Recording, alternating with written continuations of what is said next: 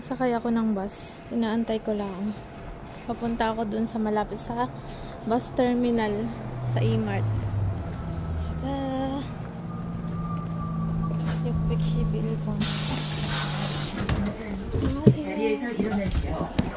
카드를 다시 내주세요. 감사합니다.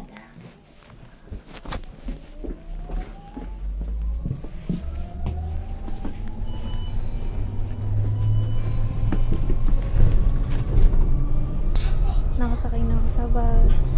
Lakad na ako. Hanapin ko na lang guys yung yung shop. Parang kapareho nung nung style ng building na iyon yung aking pupuntahan. Hanapin ko. Sobrang kapal pa ng eyebag ko. Hindi ako nakatulog ng maagap kagabi. Dahil nag-edit pa ako ng mga video.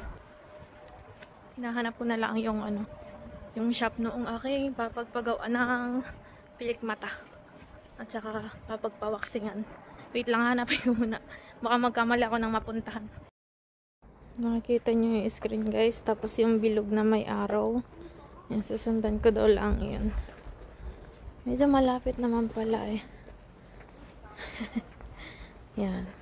Nandito ako sa Sky Villa. Ako yung may bilog na may may triangle. Pataas yung aking nilalakadan.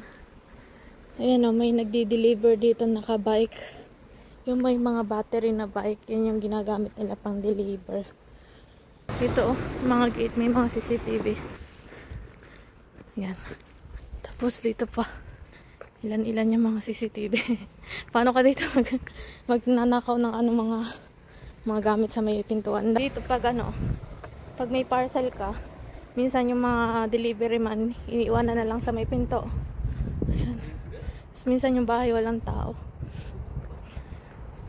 Kaya safe naman dito guys. Wait lang, hanapin ko ulit. Medyo malapit na ako. Malapit daw sa Cafe Narado. Nandito na ako sa may Cafe Narado.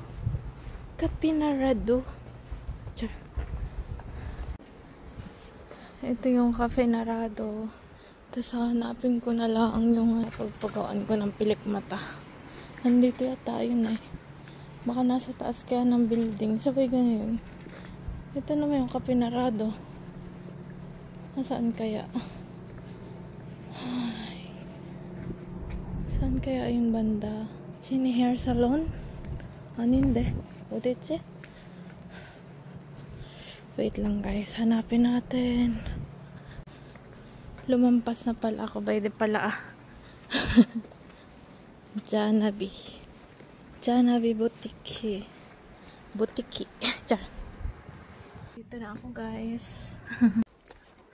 Tapos na nga pala akong magpaayos ang aking pilik mata. Ayan. Mukhang natural lang. Nagpawaksing na din ako ng binte. Ayan. Oh, nilalamig ako guys. Wala ngayong gaanong sikat ng araw kaya ako nilalamig. Ito nga pala yung binti ko. Hindi na ako nag-video kanina. Medyo namula. Yan naman talaga. Ganda ng mga coffee shop dito. Babalik na ako sa bahay. Naglalakad na ako. Papunta dun sa terminal or dadaan muna ako ng E-Mart.